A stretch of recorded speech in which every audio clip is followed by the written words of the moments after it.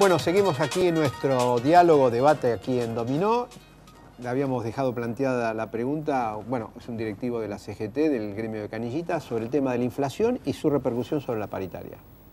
Bueno, como todos sabemos, lo mejor que nos podía haber pasado al movimiento obrero es tener paritarias. No, eso está Convengamos que nosotros tuvimos más de una década sin paritarias, ¿tá?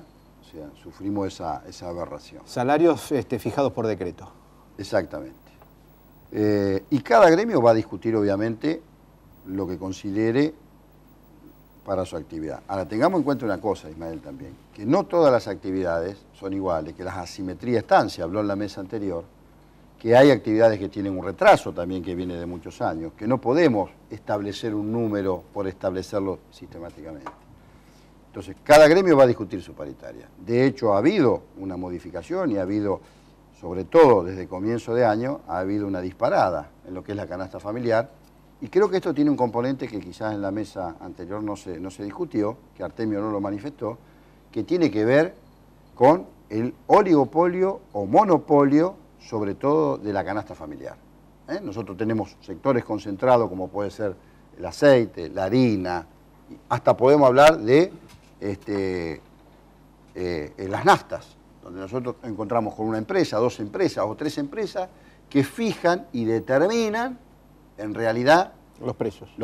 Bueno, este es un componente. Yo creo que esto fundamentalmente hay que discutirlo en un marco que me parece que es el que este año se va a dar, incluso quienes estamos en el Congreso, es un tema que se va a venir. Discutir el tema de la ley de entidades financieras, discutir verdaderamente una nueva reforma tributaria y la Carta Orgánica del Banco Central. Creo que esto tiene que ver con todo lo que sucede en términos económico y social. ¿Usted ve al Congreso discutiendo eso? Sí, por supuesto que lo veo. De hecho, hace 3 meses y pico que el Congreso no puede pasar de... No puede pasar porque el sector de la oposición, lo que se denomina el Grupo A, volvimos a la primaria, el Grupo A, en realidad no ha tenido una sola idea para elaborar, porque no nos olvidemos que... No importa, dejemos de lado los argumentos, pero digamos, la resultante es que hoy tenemos una situación de parálisis total. El Congreso no. Ver, y aparte, fue lo que yo también planteé en la mesa anterior, lo que no se hace en las épocas de bonanza, sí, no se hace después. Queda claro que del 2003 a la fecha se hicieron cosas que tuvimos más de una década paralizado. Pero vio que el padrón distributivo de la Argentina está en los mismos niveles, lo dijo Artemio López, está en los mismos, hoy estamos en la misma media que estábamos en la época final de la dictadura. Yo creo que hemos avanzado, Ismael, yo creo que hemos avanzado y bastante. ¿Es suficiente? Claro que no es suficiente. El ingreso universal por hijo, esa asignación que bien decían ustedes, si realmente hay una disparada inflacionaria, eso hay que modificarlo, digo. Eso también inyectó al consumo, Eso es masa de dinero que se inyectó al consumo. Y esto lo aprovechan los sectores concentrados, oligopólicos. Digamos. Si no modificamos la estructura, en realidad, oligopólica en la Argentina, este problema lo vamos a tener siempre. Digamos. Por más que el gobierno intente, que el movimiento obrero, nosotros tengamos la capacidad de discutir, de presentar propuestas. Pero hasta ahora nadie intentó, Bueno, yo creo que vamos a tener que ir en esa dirección. Hasta ahora nadie intentó. Yo creo que así como surgieron... Usted mismo, mire, nosotros lo dijimos en la introducción, en el tema del canje de la deuda, lo más favorecido son la banca internacional, los acreedores financieros y los fondos de inversión. Está bien, pero ¿de cuándo viene esta deuda? No importa de cuándo viene, pero ¿quién sale favorecido? ¿Por qué hay tantas fiestas? Los especuladores, hoy? Porque hay un mundo especulativo. Y bueno, hay un mundo especulativo. Pero alguien lo favorece, alguien favorece el mundo especulativo. Pero cuando alguien planteó en nuestros países emergentes discutir la tasa Tobin, los países centrales mundiales, se opusieron todos.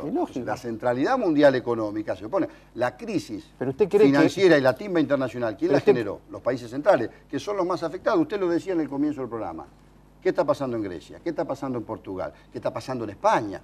Argentina, en medio de una crisis fenomenal internacional como la que se dio, nunca vista solamente en la década del 30, en otro siglo, Argentina la sobrellevó y muy bien. No digo que no tuvimos problemas.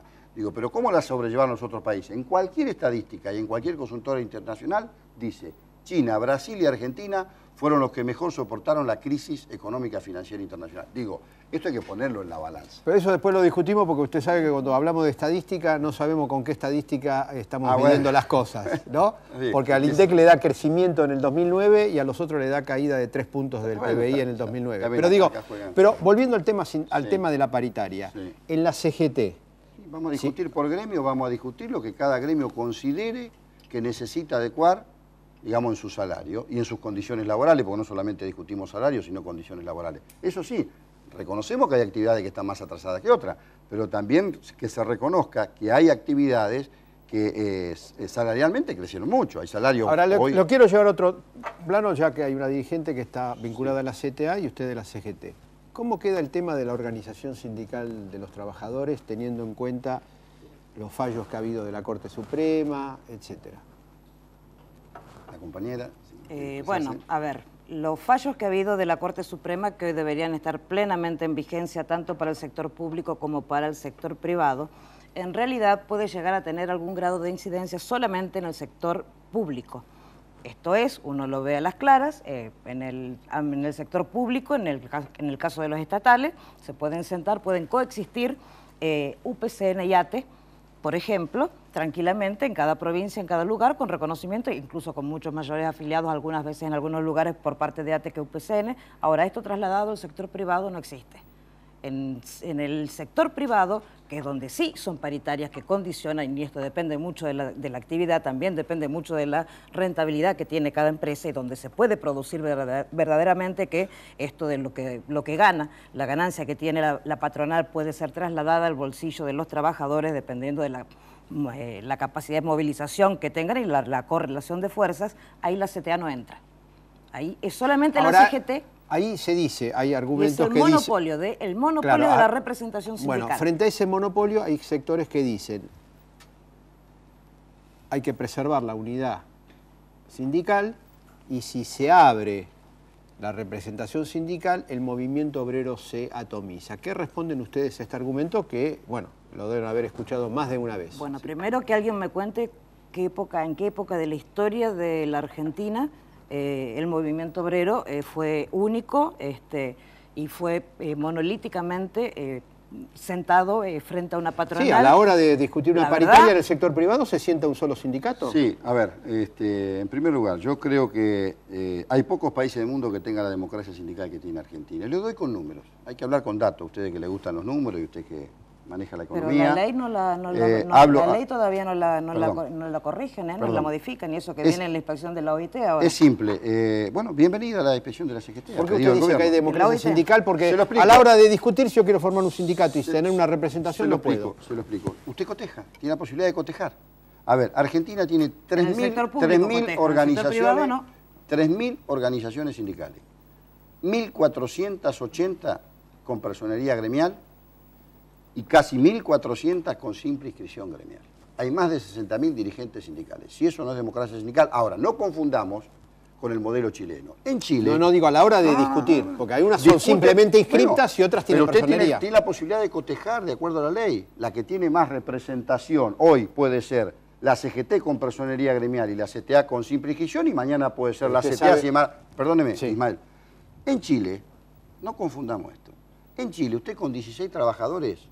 arma un sindicato. Yo le pregunto, ¿qué capacidad de reivindicación, de lucha y de representación tiene una organización sindical con 16 trabajadores frente al patrono? Absolutamente ninguna. Ir de la mano del patrón. Absolutamente esa es la ventaja ninguna. Que tienen. Con 16 arman un sello, pero van de la mano del patrón a sentarse en una paritaria y ahí condicionan. Ninguna. Esa es la diferencia. Porque la personería gremial la obtienen con 16, la obtienen enseguida. Gobierna el patrono. Amigos. Por eso el modelo sindical argentino es un modelo que está muy considerado en el mundo. Pero vamos a suponer una actividad X. Sí. Hay 4 sindicatos. ¿Qué problema hay?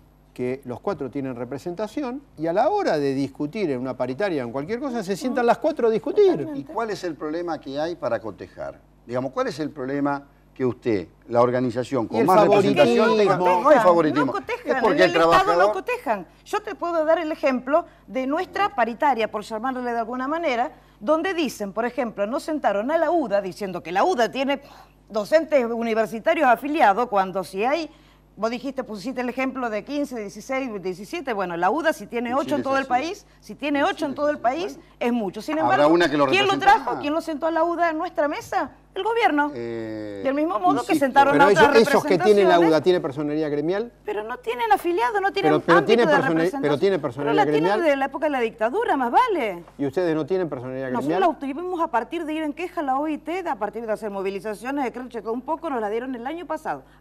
El año pasado, en 2008, perdón.